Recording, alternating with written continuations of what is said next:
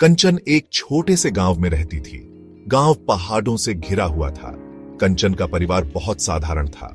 उसके पिताजी किसान थे और मां घर संभालती थी। सुबह होते ही कंचन अपने माता पिता के साथ काम में जुट जाती, लेकिन उसका मन हमेशा आसमान में उड़ने वाले पक्षियों को देखता रहता। वह सोचती, काश मैं भी इन पक्षियों की तरह उड़ सकती। कंचन को स्कूल जाना बहुत अच्छा लगता था। स्कूल में वह नई नई बातें सीखती। उसे विज्ञान के बारे में जानने में बहुत मजा आता था। वह अक्सर अपने शिक्षक से पूछती, क्या इंसान कभी उड़ ही पाएगा? शिक्षक मुस्कुराते हुए कहते, क्यों नहीं, अगर तुम मन लगाकर पढ़ाई करोगी तो एक दिन तुम भी कुछ ऐसा ही कर सकती हो। कंचन के सपनों को कई बार तोड़ने की कोशिश की गई। उसके दादाजी कहते, लड़डकियों को यह सब नहीं सोचना चाहिए, उनका काम तो घर संभालना है। कभी कभी तो उसके पिताजी भी डांटते, पढ़ाई लिखाई में समय बर्बाद मत करो, जाओ घर के काम में हाथ बटाओ। लेकिन कंचन के दिल में तो जैसे उड़ने की चाहत ने घर कर लिया था। एक दिन स्कूल में विज्ञान मेला लगा। कंचन ने वहां एक ड्रोन मशीन देखी। वह ड्रोन आसमान में उड़ा रही थी। कंचन उसे देखती ही रह गई।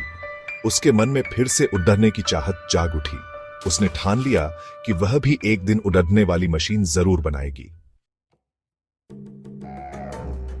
कंचन ने पुरानी किताबों और कबाड़ से इंजन और पंख इकट्ठा करना शुरू कर दिया। वह रात रात भर जागकर अपनी उड़ने वाली मशीन बनाने में जुटी रहती। कई बार उसकी मशीन उड़ने की बजाय गिर जाती। गांव के बच्चे उसका मजाक उड़ाते, लेकिन कंचन ने हार नहीं मानी। वह जानती थी कि एक न एक दिन वह जरूर सफल होगी। एक दिन आखिरकार वह दिन आ ही गया। कंचन ने अपनी मशीन को आखिरी बार चेक किया और उसे उड़ाने की कोशिश की, और इस बार उसकी मशीन ने उड़ान भर ली। कंचन की खुशी का ठिकाना नहीं रहा। पूरा गांव उसकी इस कामयाबी को देखने के लिए इकट्ठा हो गया। सब लोग तालियां बजाकर उसकी हौसला अफजाई कर रहे थे।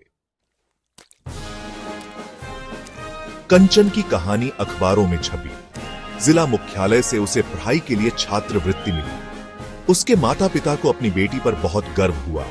उन्होंने कंचन को आगे पढ़ने की इजाजत दे दी। कंचन ने कड़ी मेहनत की और एक प्रसिद्ध वैज्ञानिक बन गई। आज कंचन की कहानी देश भर की लड़ेडियों के लिए एक मिसाल है। उसने साबित कर दिखाया कि अगर मन में कुछ कर गुजरने की चाहत हो तो नामुमकिन कुछ भी नहीं होता।